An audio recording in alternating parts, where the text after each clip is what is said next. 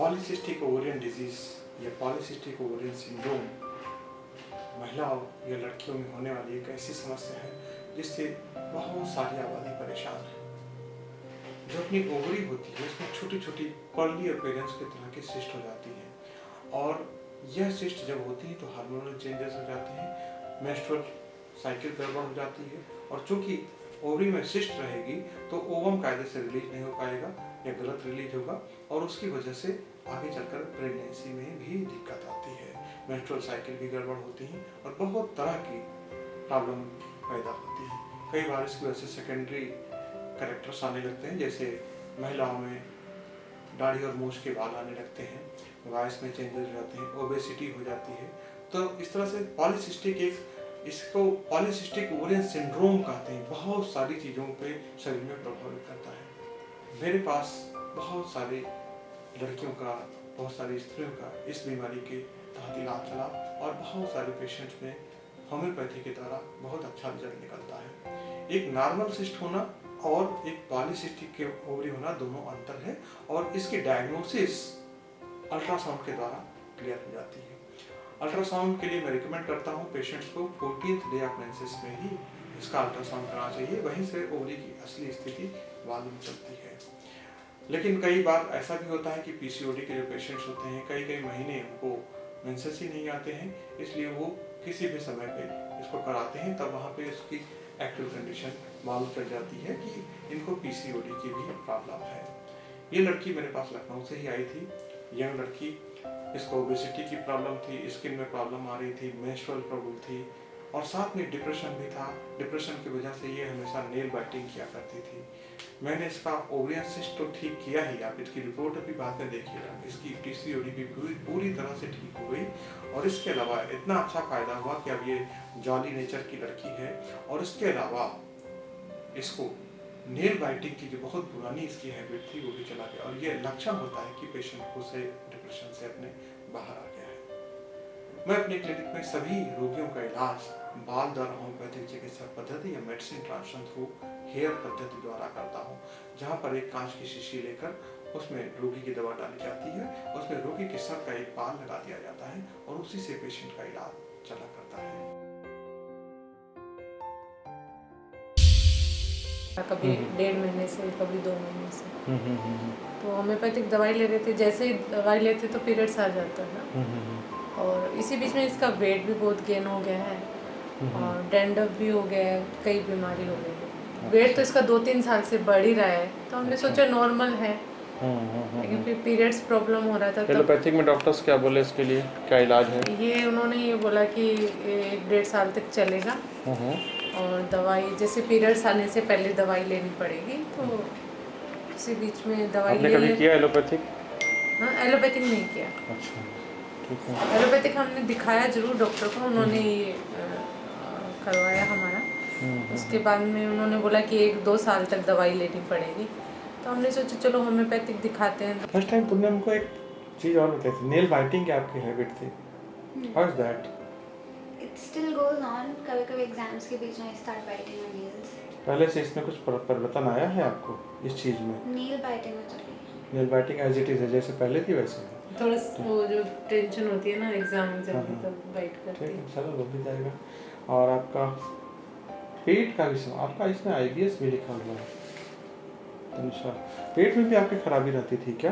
पेट में? पेट या पेट में? पेट में डाइजेस्टिव सिस्टम में कुछ प्रॉब्लम थी? पता नहीं। अच्छा, तो कुछ नहीं था। पीसीओडी का था ना आपका? हाँ, तो कैसा है अभी?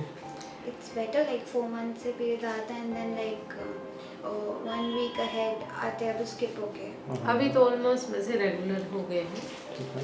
तो वही अभी तक ही, अभी सुबह फ़ोन आया था तो बोले, मैंने बोला कि फिर अब जैसे अभी 1 वीक थोड़ा हो रहा है, वो तो जैसे वो भी बात हुई उनसे, बोले कि ऐसा कोई खास नहीं है, तो अब हमें आगे करना चाहिए कि नहीं करना चाहिए। अभी ट्रीटमेंट कंटिन्यू करिए, क्योंकि इससे होम्योपैथिक ट्रीटमेंट सेफ है, हर तरह से अच्छा है।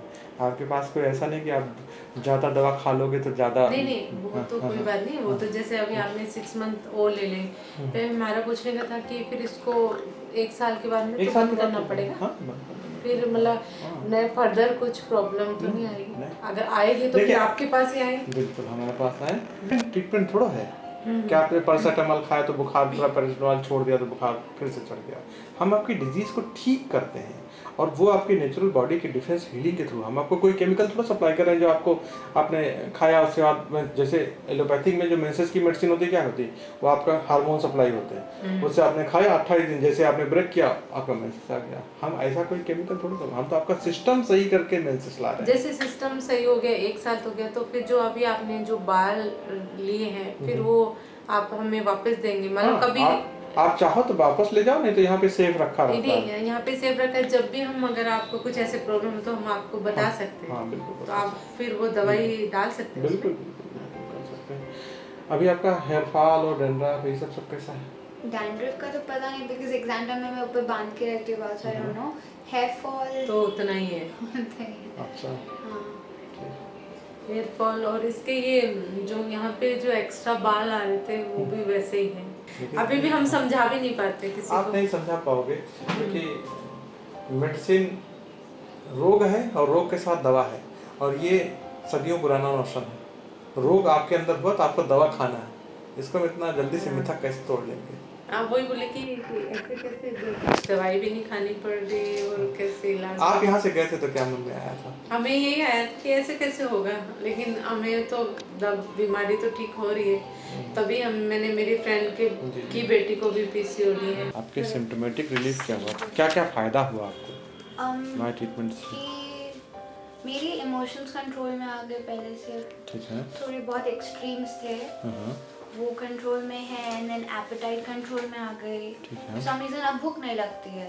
ठीक है। एंड मोशंस प्रॉपर है। स्लीप पहले प्रॉपर हो गई थी, अभी थोड़ी डिस्टर्ब हो रही है, पर उस टाइम जब दवाई शुरू हुई थी तब एकदम प्रॉपर स्लीप होती थी। अभी भी बहुत देर तक जागती है, पर पता नहीं अब कुछ डिस्टर्ब होने लगी है स्लीप स्केड्यूल। ठीक है। एंड इवन व्हेन जब पीरियड्स आते हैं तब मेरे इमोशंस एकदम एक्सट्रीम नहीं होते जितने पहले होते थे। पहले पीरियड्स में रेगुलरिटी में तो प्रॉब्लम थी ना? हाँ। और फिर ज़्यादा से ज़्यादा फर्स्ट डे हैवी होता था, उसके बाद आते ही नहीं थे। फर्स्ट डे होता था, अब नॉर्मल हो गए? हाँ, फ्लो रहता है। लाइक 4 डे टाइमली आ रहे हैं ना? हाँ, तो बस टाइमली आने लगा तो पीसीओडी। हाँ, अभी लास्ट जब आपसे दवाई स्टार्ट करी थी उसके तुरंत 1-2 महीने बाद में फिर वापस ऐसे इरेगुलर हो। बट एक प्रॉब्लम है, जैसे मेरा रेगुलर आए बट सितंबर में मेरे एग्जाम्स थे, तो मैं उसकी वजह से थोड़ा टेंशन लेने लगी, तो अक्टूबर में स्किप हो गए पीरियड्स। फिर थोड़ा काम हुई थी क्योंकि एग्जाम्स नहीं थे, तो नवंबर दिसंबर फिर प्रॉपर आए। अब वापस एग्जाम्स आने वाले, तो मुझे लग रहा है कि पहले से काहे डरती थी? मैं डरती नहीं हूँ, थोड़ा टेंशन लेते उसी टाइम इसका। नेल बाइटिंग आप करती थी? हाँ, अब नहीं करती। पक्का? हाँ, नहीं करती। हमने आपसे बताया था ना कि छूट जाएगी। गुस्सा बहुत रहती थी पहले, चिड़चिड़ी रहती थी, अब थोड़ी स्कूल है।